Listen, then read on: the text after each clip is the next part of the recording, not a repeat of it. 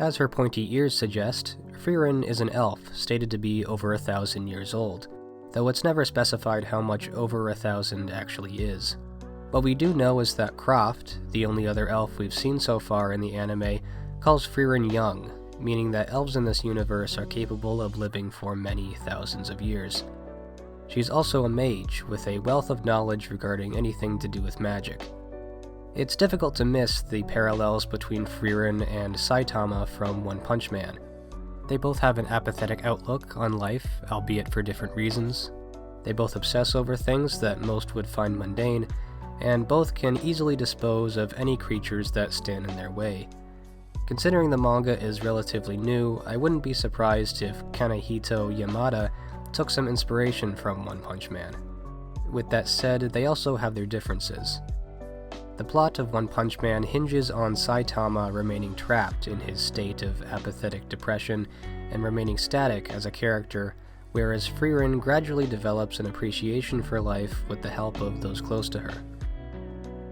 Frieren is also a master procrastinator. She gives herself an ample amount of time to complete any task put in front of her. This is highlighted early on when Aether has her translate a book that supposedly possesses a spell of immortality. Frieren tells Aether that it will take her about 5 years to do so, yet when Aether's health begins to fail him only a few years in, Frieren quickly finishes the translation in the span of what appears to be only a few weeks. From this we can infer that Frieren intentionally gave herself more time than she really needed to avoid having to push herself to any capacity. There's a moment in episode 4 where Frieren and Fern are tasked with cleaning up a shoreline. While watching them slowly levitate around boat pieces, I found it hard to believe that Frieren didn't have a more efficient spell at her disposal that would make the work go more quickly. But I then realized that even if she did, it probably wouldn't occur to her to make use of it. Much of the first few episodes involve her learning to respect the time of those whose lifespans aren't quite as long as hers. Much like a teenager, Frieren feels no sense of urgency because the idea of her own mortality never really crosses her mind. She also physically looks like one, despite sounding and mostly behaving like a fully grown adult.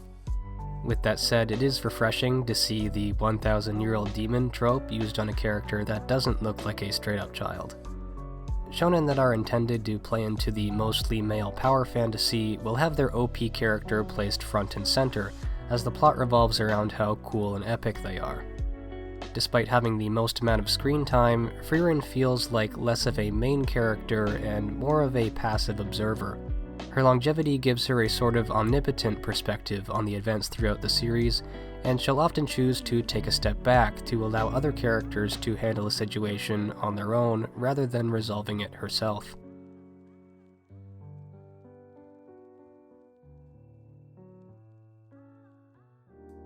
Despite being an extremely experienced mage, Frieren shows little interest in combat magic, choosing instead to focus on spells with more practical uses. She'll nonchalantly skim over piercing spells like Zoltrok, but get excited at the prospect of a spell that can clean cooking utensils. This communicates to us that her vast amount of power isn't a result of her seeking it out relentlessly, but that it's simply a consequence of her longevity. She learned combat magic not because she really wanted to, but because she needs to be able to protect herself to some extent on long journeys, and she might as well add those spells to her ever-growing collection. Frieren is not OP because she has an endless amount of power, but because she has a virtually endless amount of time in which to learn new spells and build up her pool of mana. This opens her up to certain vulnerabilities. If the plot ever required her to face off against another elf significantly older than her, for example, it's safe to say she would have a hard time. Fortunately for her, elves are hard to come by, due to them having almost no drive to reproduce. I imagine the elves in Lord of the Rings share this asexual quality, but I'm not enough of a fan to know the canon, so feel free to correct me on that. Frieren even states herself that she's been bested in battle on 11 different occasions throughout the centuries. She was defeated 4 times by demons, once by another elf, and surprisingly 6 times at the hands of human mages. It can be extrapolated that this is because Frieren often has no need to strategize. relying instead on her sheer amount of experience to get her through most battles. She can still be defeated by opponents even if they have a significantly lower amount of mana, provided that they have the right strategy or natural talents.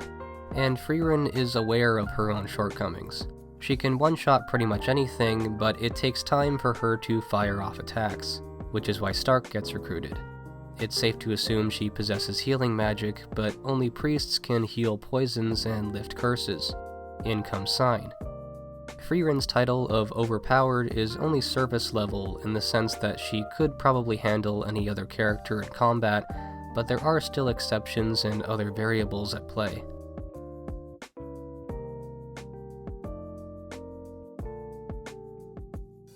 It's not a controversial opinion that overpowered characters in fiction are really boring unless you can give them some sort of handicap. There are other ways to handle an OP character, such as sealing them away for a non-specific amount of time, or by deriving self-aware humor from them.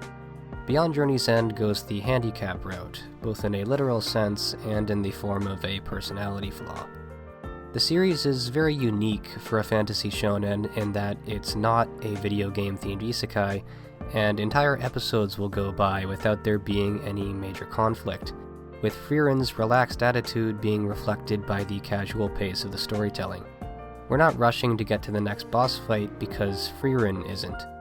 Yet action scenes manage to be just frequent enough to prevent you from feeling too bored by the amount of dialogue, and by each of them having a lot of payoff in the form of kick-ass animation. The magic system in Beyond Journey's End can be questionable at times, with Frieren conveniently having certain spells for plot reasons, while conveniently not having other spells also for plot reasons. As whimsical as this fantasy world is, the idea that Frieren of all people wouldn't already have a spell for locating lost items is absurd to me, but I'm getting off topic. I thoroughly enjoyed watching the first season of One Punch Man. It was a clever and comedic take on a trope that is all too common in the shonen genre, and it had what I felt to be a satisfying and appropriate conclusion. While watching Season 2, I felt as dead inside as Saitama because the series no longer had anything interesting to say, and it ironically starts to become the very thing it was poking fun at in the first place. I can see Beyond Journey's End having multiple seasons because it's not about power levels, it's about the passage of time, nostalgia, and regret. It just happens to contain an OP character. We don't see the extent of Frieren's power until we're 10 episodes in, and even then, the fight ends rather abruptly without her having to do anything directly. There's still an appropriate payoff equal to what was being built up the entire episode, but it serves to remind us that epic battles aren't really why we're here. The plot focuses more on character development and dynamics rather than who would beat who in a fight. And there was already a lot of action in the previous episode anyways.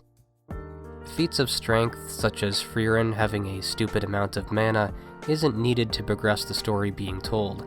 It's not essential for the trip, just nice to have, like an extra cup holder or heated seats. The argument that Beyond Journey's End presents to us is that strength in of itself is overrated, and that no matter how strong you are, you will eventually be dependent on someone else, if only temporarily. Frieren doesn't need her other party members in a technical sense, but having them around makes her journey a lot easier and more enjoyable. There are other shonen that try to promote collectivism over individualism, but the message ultimately falls flat, either because the main character still manages to solo their way through conflict without help, or because they fail to learn from their mistakes. Or both. Frieren learns from her mistakes. She regrets her self-centeredness and for taking her former traveling party for granted, and ends up starting a new one in an attempt to correct those mistakes. Isolation can help us better understand ourselves, but by taking the time to understand others, we may learn of parts of ourselves that we didn't even know were there. There are those who prefer to spend their lives in solitary, but Beyond Journey's End asks those of us to consider whether we're spending our time alone for the right reasons, and shows us that it's okay to reach out our hand every once in a while. Thanks for listening to me talk about anime for 10 minutes. If you want to hear me talk even more for some reason, I did a video on Chainsaw Man. And to any returning subscribers, I have written the script for my next drawing video, however I won't have the time to put it together until another week from now, so in 2 to 3 weeks I should have that uploaded. And that's all. Okay, bye.